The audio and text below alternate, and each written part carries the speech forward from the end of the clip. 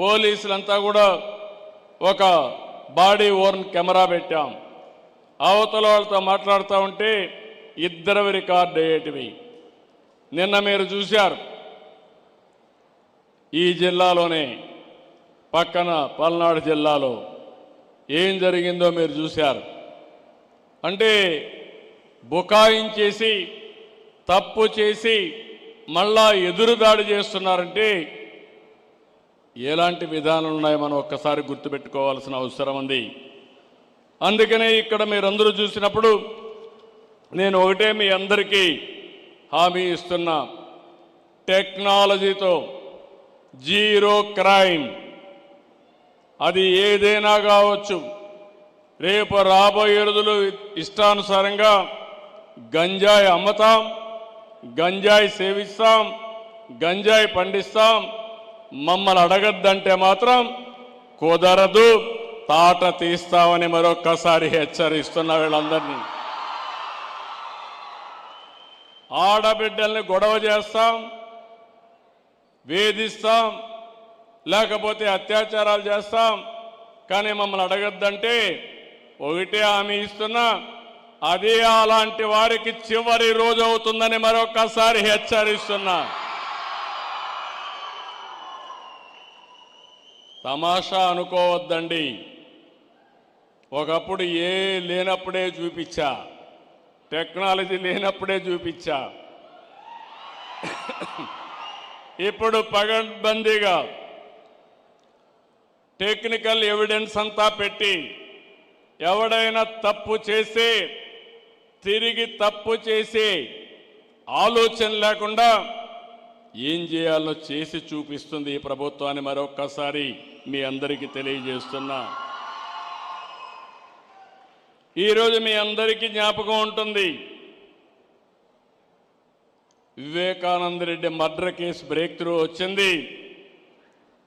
ఆ రోజు గూగుల్ టేక్అవుట్లో వచ్చింది. ఎప్పుడు జరిగింది, ఏ విధంగా జరిగింది, అన్ని విషయాలు బయట వచ్చే పరిస్థితి వచ్చింది. అందుకని ఈరోజు సమాజంలో మనం అందరం గుర్తుపెట్టుకోవాల్సింది, టెక్నాలజీ అనేది సమర్థవంతంగా ఉపయోగించుకుంటే మనకు బ్రహ్మాండమైన ఫలితాలు వస్తాయి. ఆ ఫలితాలు రావడానికి ఈరోజు పోలీసు వ్యవస్థను మీరు చూశారు. సమాజంలో అనేక సవాళ్లు ఉన్నాయి.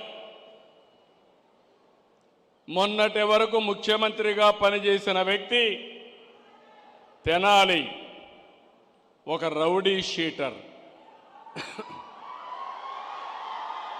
ఒక గంజాయి బ్యాచ్ పోలీసుల పైన దాడి చేసి ఆయనకు సంఘీభావంగా పోయి లా అండ్ ఆర్డర్ సమస్య సృష్టిస్తే చూస్తూ ఊరుకుండాలన్న తమ్ముళ్ళు అని మిమ్మల్ని అడుగుతున్నా. ఏమమ్మా చూస్తూ ఊరుక ఉండాలని మిమ్మల్ని అడుగుతున్నా. మీకు రక్షణ అవసరం లేదా అని మిమ్మల్ని అడుగుతున్నా. రక్షణ కావాలంటే మీరు కూడా వాయిస్ రైజ్ చేయాలన్నా లేదా అని మిమ్మల్ని అడుగుతున్నాను. నేను అందుకే చెప్పా, బాబాయిని చంపి నేను ముఖ్యమంత్రిగా ఉంటే నా మీదే నేరం మోపి ఎన్ని నాటకాలు ఆడారో చూశారు మీరు. తెల్లవారి నిద్రలేస్తాని ఒక పేపర్, ఒక పనికి మారిన పేపర్ ఉంది, అవినీతి పేపరు. ఆ పేపర్లో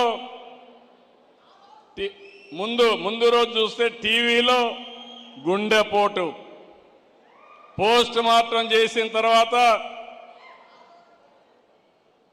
మొత్తం డ్రామా మార్చేసి మా నాన్న లేడు, ఇప్పుడు చిన్నాన్న చంపేశారని డ్రామా మార్చేశారు.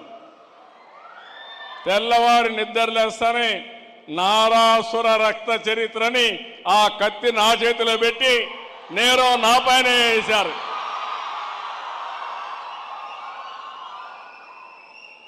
మా పోలీసులు అప్పట్లో ఏమారిపోయారు, సమాధానం చెప్పలేకపోయాం. ఒక్క విషయం మిమ్మల్ని అడుగుతున్నా, ఆ రోజుగానే నేను నేరస్తుల్ని అరెస్ట్ చేసుంటే మళ్ళీ ఎవడన్నా అలాంటి నేరం చేస్తాడా అని మిమ్మల్ని అడుగుతున్నా. చేస్తాడా తమ్ముళ్ళు? అంత దారుణంగా గొడ్డలితో మనిషిని చంపచ్చు, కానీ చంపచ్చు అని అనడం లేదు. ఆ గొడ్డలితో నరికిన విధానం, రూమ్ అంతా కూడా రక్తం పడిపోయి బాత్రూమ్ వరకు లాక్కెళ్ళి ఘోరాతి ఘోరంగా మర్డర్ చేసిన వ్యక్తి రాజకీయాలకు అర్హులా తమ్ముళ్ళో అని మిమ్మల్ని అడుగుతున్నా. అలాంటి వాళ్ళ వల్ల ఈ రాష్ట్రానికి లాభం ఉంటుందా అని మిమ్మల్ని అడుగుతున్నా.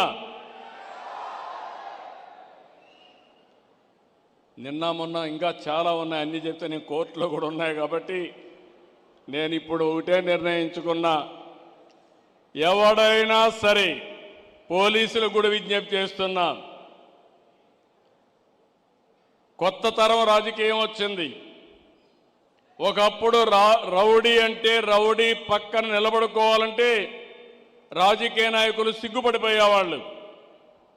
ఇప్పుడు రౌడీలే రాజకీయాల్లోకి వచ్చేసి రాజకీయ ముసుగులో నేరాలు ఘోరాలు చేస్తూ ఉంటే పోలీసు వ్యవస్థ ముసుగు తీసి నేరస్తులుగా చూడకపోతే మీరు లా అండ్ ఆర్డర్ కంట్రోల్ చేయలేరని చెప్పి కూడా నేను మీకు తెలియజేస్తున్నా. ఎవరైనా సరే ప్రజాహితం కోసం మనందరం ఒకటే ఆలోచించాలి. అందుకే నేను ఒకటే స్పష్టంగా చెప్పాను, రాబోయే రోజుల్లో ప్రజాహితం కోసం, పబ్లిక్ సేఫ్టీ కోసం